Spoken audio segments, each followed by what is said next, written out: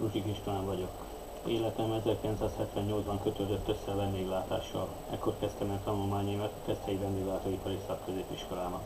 Szakmai gyakorlatomat a Évízi Termál és a Keszthelyi Helikon szállóban végeztem. 1982-ben érettségiztem.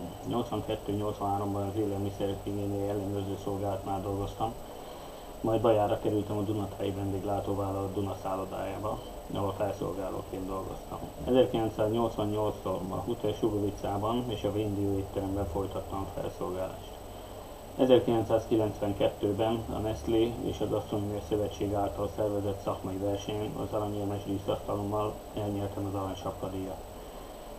2002-től a Bajai Bányai Júlia Vendéglátóipari és Kereskedelmi Szakközépiskolában a pincér tanulókat elméletben és gyakorlatban tanítottam.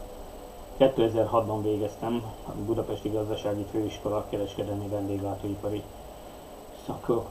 szakán, szakoktató szakon. 2004-től a Magyarországi Németek Általános Művelődési Központjában tanítottam az idegenvezető és hostess képzésben tanulókat, valamint itt rendezvényszervezőként bonyolítottam le a fogadásokat, konferenciákat, továbbképzéseket, lakodalmakat.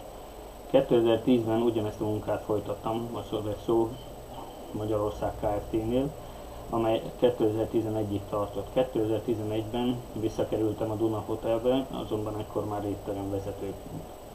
A jövőmet illetően szeretnék hajón dolgozni a szakmában, ha lehet felszolgálóként, de más munkakörben is szívesen bizonyítani.